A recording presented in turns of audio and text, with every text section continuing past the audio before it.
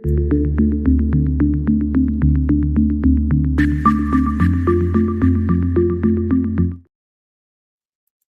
afternoon and welcome to BizTech's Asian Midday Market Watch. It's the 4th of September. I'm Brian Fernandez, and let's start by taking a look at a summary of market action. Now, we start with what happened overnight on US markets. All three major indexes recorded their worst days since August 5th, the August 5th global sell-off. The Dow Jones Industrial Average fell 1.51%, and the S&P 500 was down 2.12%. The Nasdaq Composite saw the largest loss, tumbling 3.26%. Now, chipmaker Nvidia lost over 9% in regular trading, dragging other counterparts with it, such as Intel, AMD, and Marvell. Now, Van Dyke Semiconductor ETF, an index which tracks semiconductor stocks, was down 7.5%, its worst day since March 2020. Separately, the ISM Manufacturing Index for August came in at 47.2% for the month, up 0.4 percentage points from July, but below the 47.9 expected from the Dow Jones. Now, the gauge represents the percentage of companies reporting expansions, so anything below 50 represents a contraction. Now, over in Asia, markets have plunged, led by the Japan's Nikkei 225 after that sell-off in the US. Now, in Australia, ASX prices also fell sharply, and Chinese stocks also suffered weakness despite being unrelated to Nvidia's supply chain. Separately, the Caixin Services Purchasing Index for August showed that China's service sector expanded at a slower rate compared to July, with the PMI index falling to 51.6 from 52.1. Now, let's take a look at some of the numbers that are emanating right now. We have the ASX 200, which is down 0.215. The Kospi is down 0.29. 7%. The Nikkei is down over 4.03%. The Hang Seng is down 1.24%. The Shanghai is down 0.65%. The Straits Times Index is down 1.47%. And Bursa Malaysia and the KLCI is down 0.31%. Now, to give us insights into markets, let's bring in our regular guest, Glenn Yin. Now, he is the head of research and analysis of AETOS Capital Group Private Limited, coming to us out of Australia. Glenn, welcome to the show. Thank you for having me again, Brian. Now, Glenn, for a start, we've had a bloodbath today on markets. Tell us a little, give us a sense of what's causing this and what's your take on the overall direction of the market. Yes, indeed, Brian. We are seeing yet another sea of red. And I remember that in the last two shows I joined on BizTech Asia, we also saw this. And, it's we could probably use this as a forward-looking indicator. If every time I pop on the show, watch out for pullbacks in Wall Street. But seriously speaking, though, I think it is highly relevant to the ISM manufacturing data released overnight. Although I'm skeptical about the fact that the data itself was powerful enough to sank market, especially if we take a look at the tech stocks. You look at S&P and Nasdaq, we'll see Nvidia taking most of the heat, right? Down by more than 11%, wiping out $300 billion in market cap. And think about that.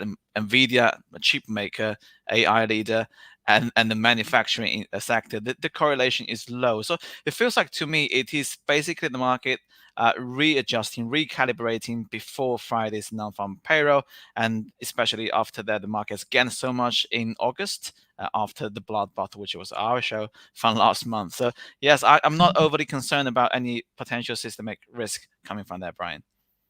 The Nikkei seems particularly sensitive to these pullbacks. Could you give the audience a sense of why this normally happens? Yes, right. I think Nikkei has been sensitive, especially this year, with the BOJ's hawkish and aggressive takes on potential rate hikes, and that was the cause for the August the 5th bloodbath in Wall Street, or the carry trades unwinding. So I think with this, traders should also bear this in mind. If the BOJ goes to hike on again, which naturally hurts the Nikkei, and if that gets passed on to the cost of carry trades, and we could potentially see more yen positions, or even the funds borrowed out from Japan being called back, and we see more positions unwinding that, and funds flowing back to Japan. So that could really dent markets where we were currently seeing high returns. So yeah, watch out for that. Nikkei and the BOJ, they could be the next catalyst for another round of pullback.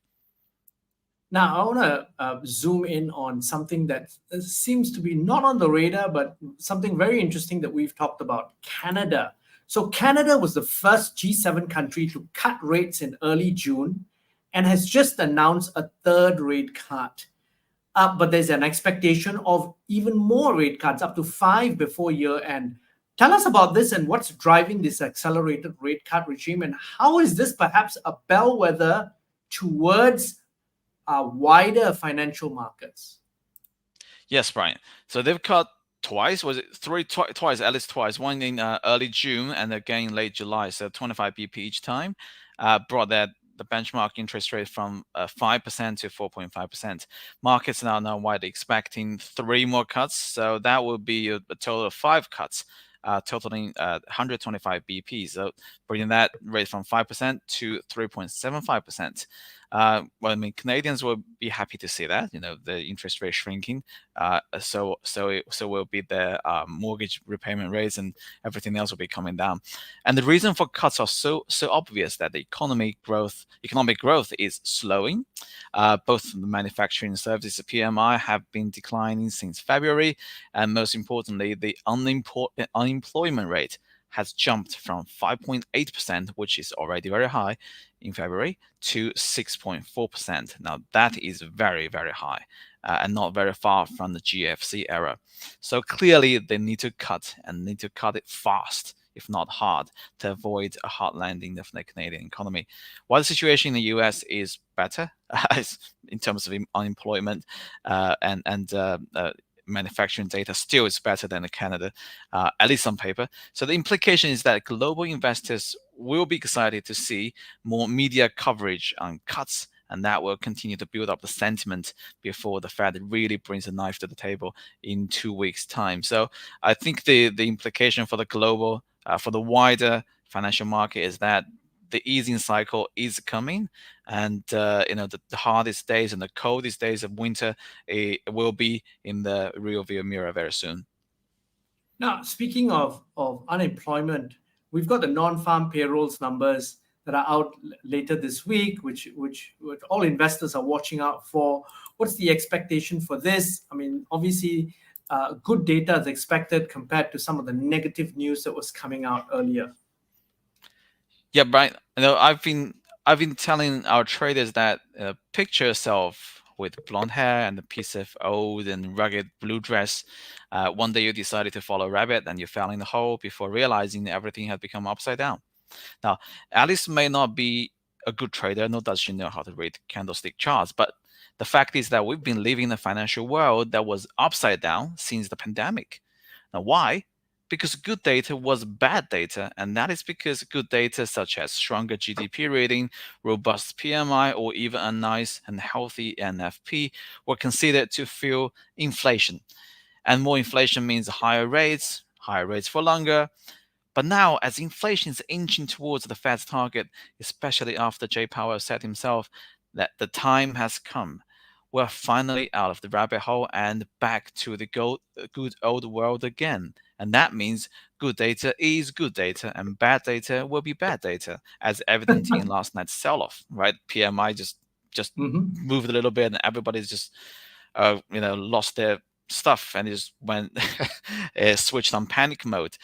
This also means coming this Friday, non-farm payroll data will be extremely important, because last time back in August we also saw the NFP that came in much lower than market expectation, and then followed by the unwinding of the carrier trade, which caused the stock market to really go deep in the red. So coming this Friday, non-farm payroll data will be extremely important. And if you're a short seller, you would be expecting the bad data. Well, bad data, we're talking about lower no number of people added in the workforce. We'll be looking at high unemployment. That's bad data. And if you are not a short seller, you may be happily saying goodbye to the post-pandemic inflation era. On that note, Glenn, thank you very much for your insights. Thanks for coming on the show. My pleasure. Now, we've been speaking to Glenn Yin, Head of Research and Analysis at AETOS Capital Group Private Limited. This has been Asian Midday Market Watch. Please stay informed on the latest market developments every day, weekdays at 1 p.m. I'm Brian Fernandez. Check out the show on our website, www.biztech.asia, on Spotify, as well as our syndication partners, TV stations, radio stations, and websites. Thanks a lot for tuning in.